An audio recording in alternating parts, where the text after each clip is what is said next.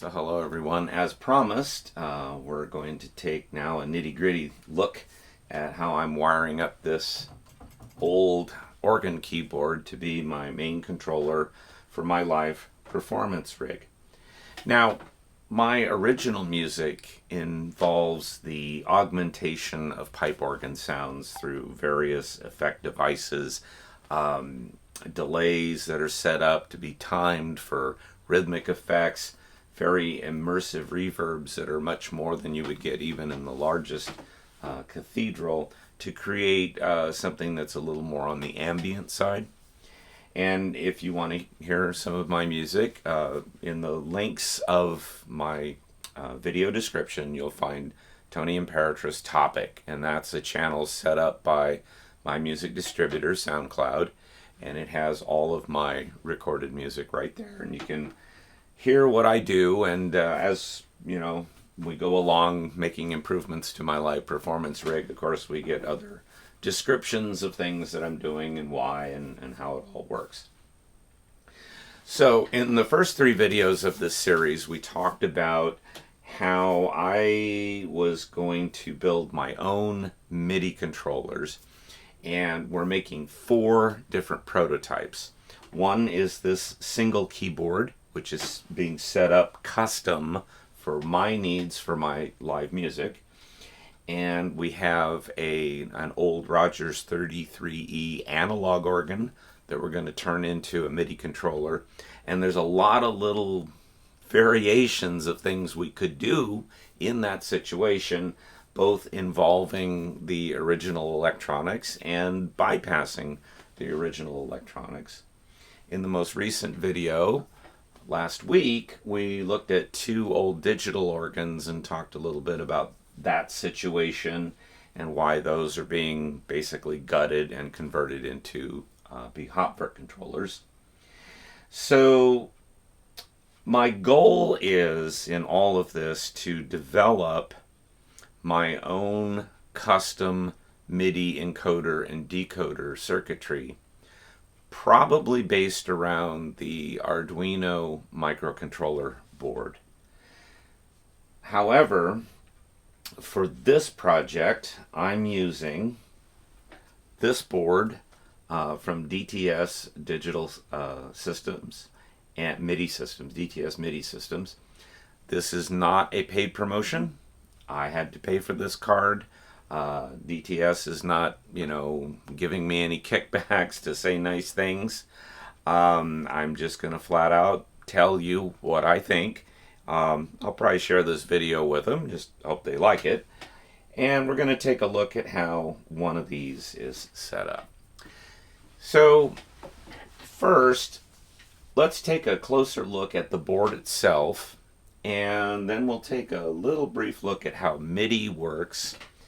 And then I'll show you how I'm wiring this board up and what we're going to do to get a MIDI output from this old organ keyboard.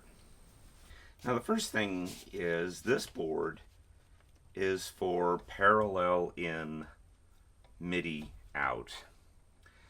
Organ keyboards are wired in a number of ways. This keyboard is a common bus parallel out keyboard, meaning that there's a single bus bar, and each time you press a key it makes contact with that bus bar and then sends that voltage out on an individual wire.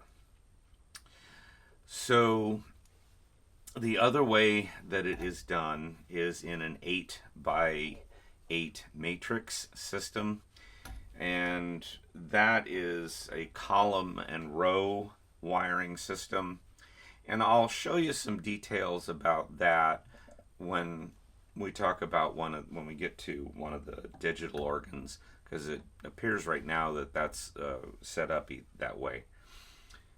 Now the other way that it's done is the keyboard itself will have an encoder board, and that board will multiplex all of the individual key contact signals into a data stream of just simply on and off. and we'll take a closer look at how that works and what its advantages are. This board is designed to be very simple and easy for a DIY person to hook up. And basically we just have to connect. We have our cable here coming out of the organ with all these wires, and we just have to set them up so that they go into these plugs, and then these plugs just plug into the various contacts. And so it's just low C, C, C sharp D, D sharp E, all the way up to note 61. If we look at this circuit board a little more carefully, we have all of our inputs here, and we have a series of current limiting resistors. This controls the current flow and also keeps our multiplexer circuits in a low state. The way this is set up is the common wire, that bus, sorry about that, the bus line is set to ground, and then each time we make a contact, each of these pins are pulled to ground, and that's either called common negative or pull to ground.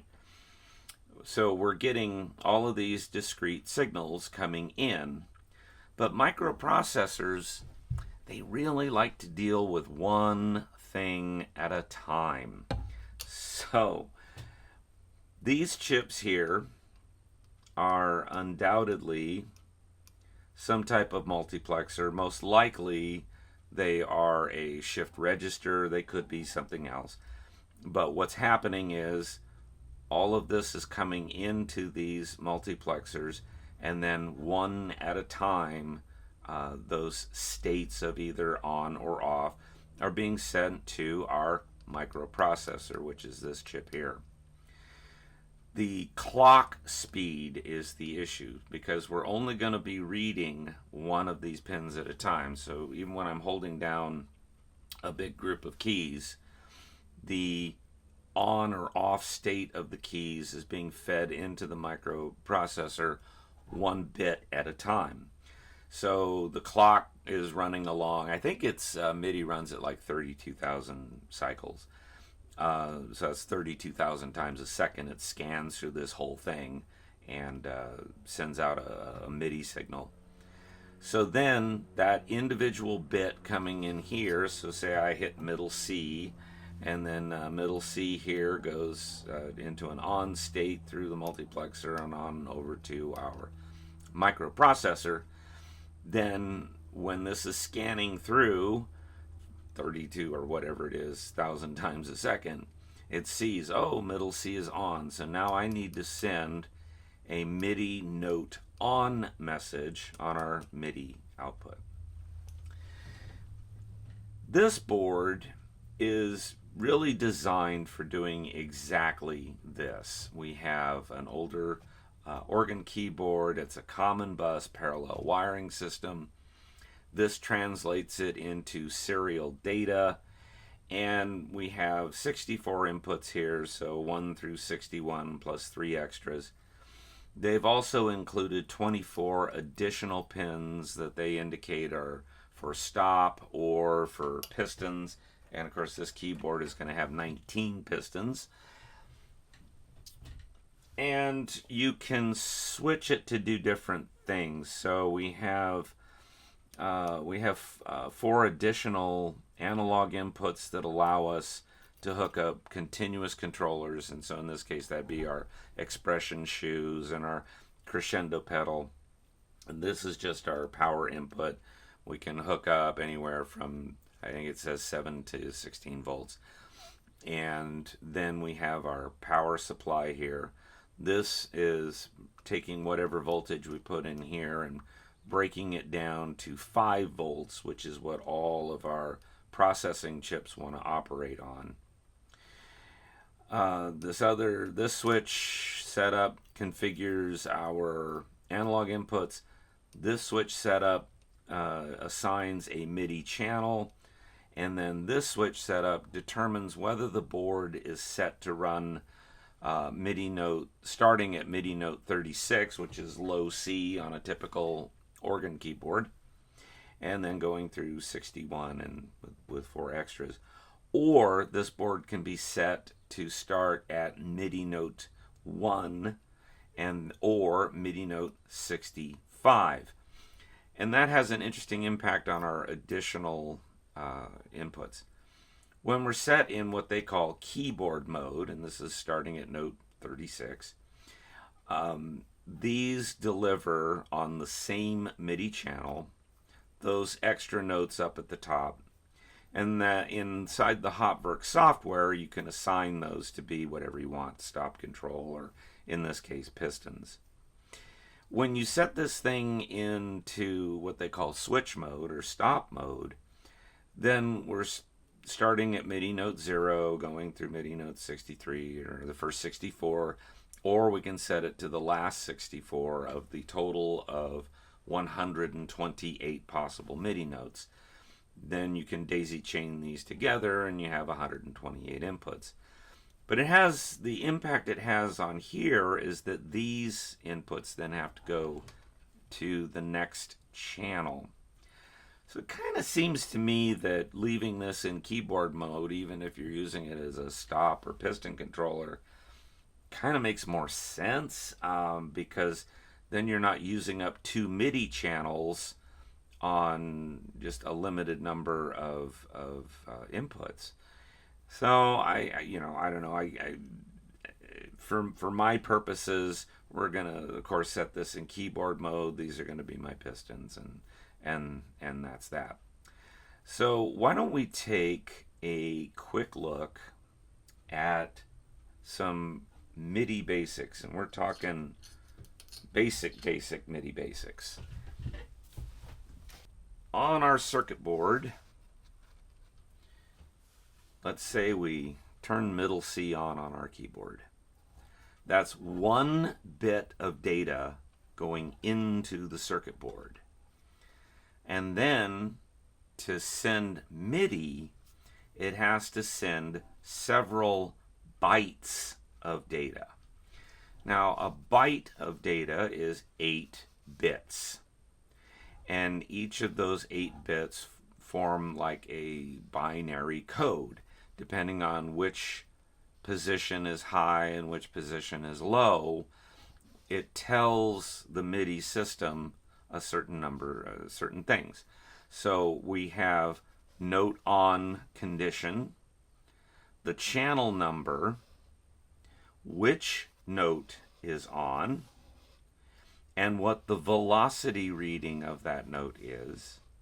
If the keyboard also has aftertouch, there's going to be another byte of information coming down here. Each byte containing 8 bits. The bits are fed into the system one at a time, and again at a ferocious rate. But still, what we have here to convert just this parallel data into MIDI, we have to take 1 bit of information and spit out several bytes of information, and then the device that is receiving the MIDI knows what's going on and can do the appropriate thing. So you can see it gets fairly complicated as we start going into this and generating these MIDI messages so that we can actually control a MIDI device like the Hopwork software that I'm using on the computer. So let's reset the camera a little bit, and I will show you how we're finding these wires and setting our pin connectors up. Now this is our connector that plugs into our circuit board. This is the first set of 12. We're using a Molex connector. There's 2 different Molex connectors you can use on this setup. These connectors use a pin that has kind of a spring action to it. I don't know if you can see that, but there's kind of a springy bit here. And so these give a good, nice, solid connection to the pins. There's a simpler connector that you can use that's like a female socket that slips over the pin. That doesn't have as much spring action, so if you end up like disconnecting and reconnecting a bunch of times, that might not be advantageous. We have to use a special crimp tool that is designed for these types of connectors, and it gives a kind of an exacting pressure. And so what I like to do, and then the other tool we have is a buzzer. And what the buzzer does is, let me show you the actual thing here. Okay, it's just a battery. We've got a doorbell buzzer sitting here kind of thing, and it makes a good noise. So when we make contact, we know that, we found something. And so what we've done is one side of the buzzer is connected to our common bus inside the keyboard. And then I'm just locking down a key. I can show you over here. This is the up stop on the keyboard, so I can just kind of do like that. And that key is locked down. So let's see. I'm on the second set, note 13. So we've got note 13, 14, 15, 16, and 17. So the next one is 18. I didn't get a good connection on this one here, so I'm going to have to redo that pin. So there's a special tool to push that pin back out, and I can put a new one on. So just to mark that wire so I don't lose it, I just kind of wrapped it around here, and I know that that's my faulty crimp that I did. So 13, 14, 15, 16, 17, note 18. So 13, 14, 15, 16, 17, note 18 is F of octave 2. So I lock that note down. So now I have a connection running from the common wire, the bus. I've locked down the F key. So now whatever wire is connected to F is going to buzz when my probe hits the wire. Now you can see when you're at the first part of the keyboard, this is quite a tedious operation because you have to touch all of these wires until you find the one that's going to make a noise for us. And there it is. That wasn't too bad. And of course, naturally, Murphy's Law is at play, and most of the time it'll be the last wire in the group that you touch that finally gives you the signal. And so then we fish this out till we're down at the base of everything here. Now, I like to double check because sometimes in all that fishing out, I end up losing the wire. And then I like to press the key a bunch of times with this attached because, maybe my elbow hit one of the other keys, or there might be a bad connection or something. But then working that pretty much makes sure. So now we know it's that wire. I can set my probe aside. And now I need to connect one of my pins. So these with the little springy action, I want to set them into the crimp tool with the springy part up, and you don't want to crush the springy part in our crimp tool here. So you got to carefully get it lined up in there. And then you can just get it to where it just catches. Set our wire in. You want to set it just past the insulation. Crimp it down.